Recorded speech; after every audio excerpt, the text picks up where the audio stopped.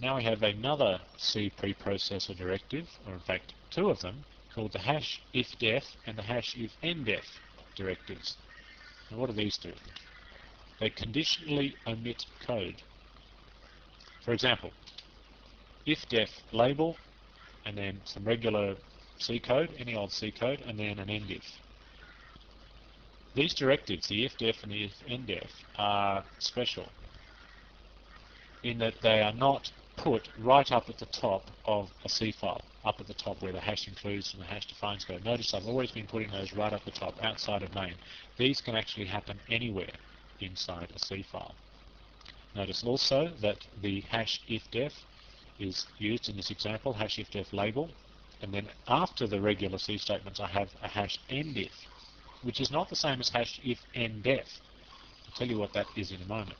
Wherever you have an ifdef or an ifndef, you follow that by a bunch of regular C code, any old C statements or functions or anything at all, and then you must end it with a hash endif. It doesn't matter whether you use hash ifdef or whether you use hash ifndef, you must end those with a hash endif. And what it means is this: if the given label is not defined using a hash define directive, then omit the C statements from compilation. Okay, so what does that mean?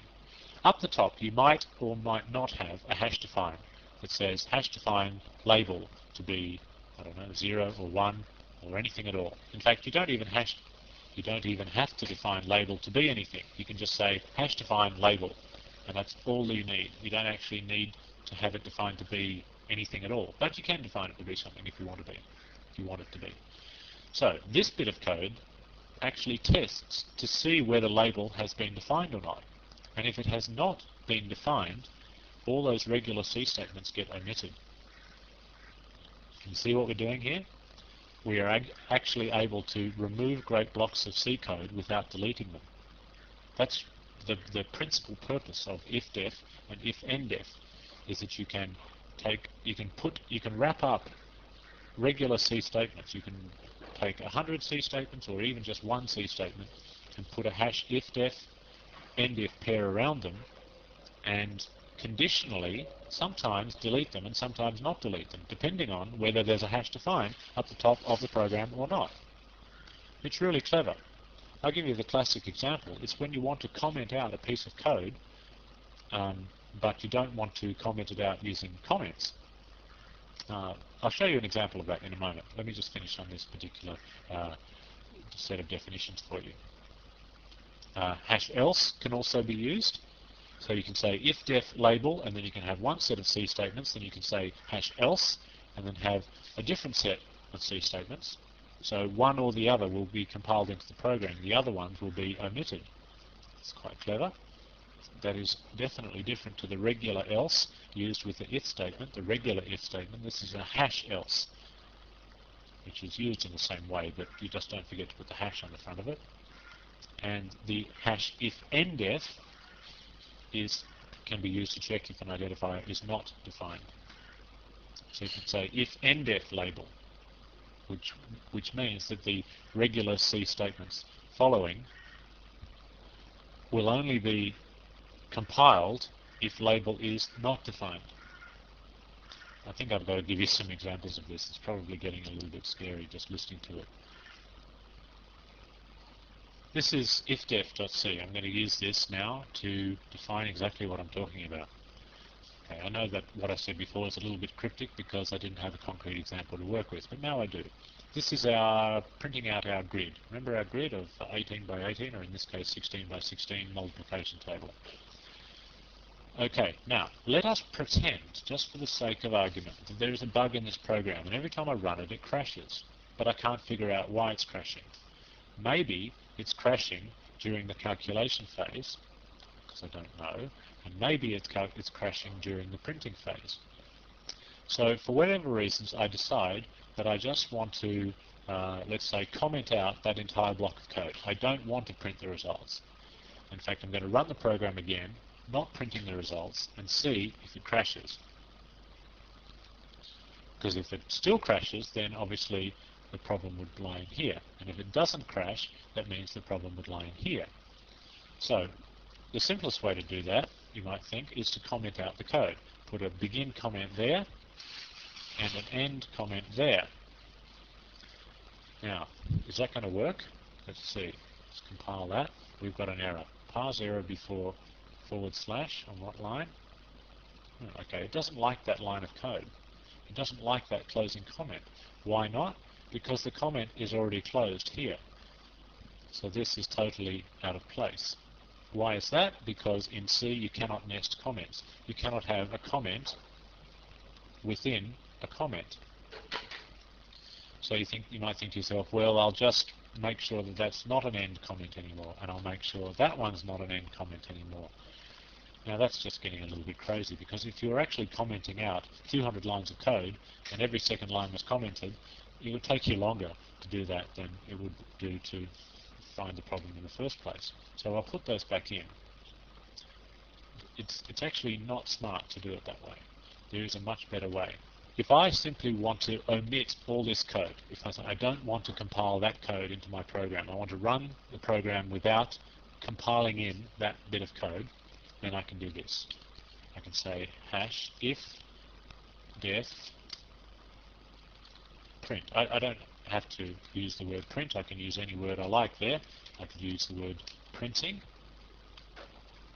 So I can say if we're printing, you typically put the hash at the beginning of the line. In fact, some compilers enforce that it must be at the beginning of the line. Now, I've wrapped up this bit of code in a hash if def and an end if. What have I done? I've actually said that if this identifier has been hash defined, in other words, if there is an identifier at the top of the program that says hash defined printing to be something, then this bit of code will get compiled and run. Otherwise it won't. Now, do I have a hash define at the top of my file that says printing? No, I don't. I don't at all. Which means that this bit of code here is not going to be compiled into the program. It will simply be omitted. Let's check that. I'm going to compile this now. Okay, no errors, and run it. Look, no printing happened. It didn't print out our 16 times tables, which means that that whole piece of code that prints out the 16 times table has been omitted.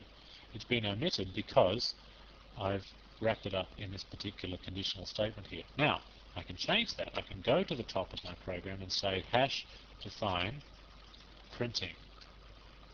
Now, I could hash define it to be something, 0 or 1, or I could define it to be anything at all, any piece of rubbish, or I could just simply not define it to be anything. I could just say it is defined.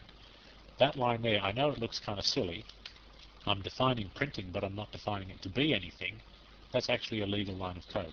So I might just leave that in like that and see if it works now. Okay, compile, yes, and run. Oh, and now I get printing, which is exactly what I thought I would get. So this is really an excellent illustration of how code can be conditionally there or not there.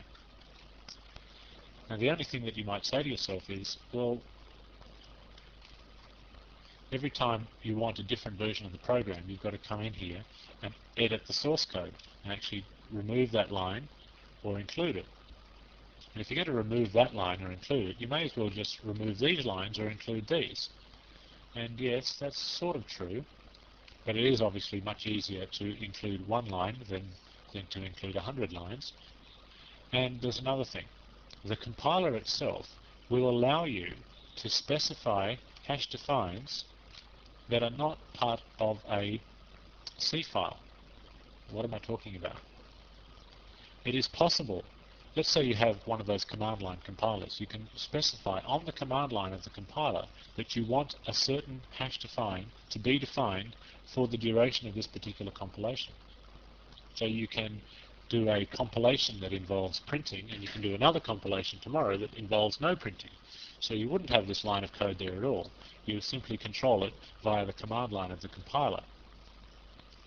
I believe that this particular compiler has that option, and it works like this. Let's just check it. Here are the compiler options. We don't have a directory, and we do have the following commands. And I think it is -d. I better check this. The compiler option is -d, capital D, and then the hash define that you wish to define. And you can just say printing, like that. Now that is exactly the same as putting a line over here that says hash define printing. You can put it as part of the command line.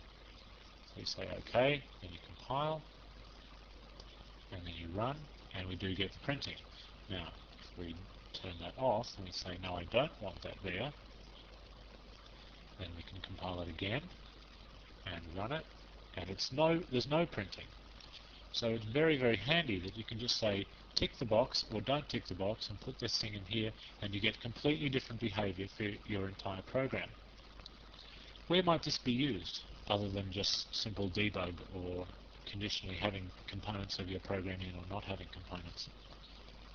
A particular common one is -d Unix or -d Windows or things like that.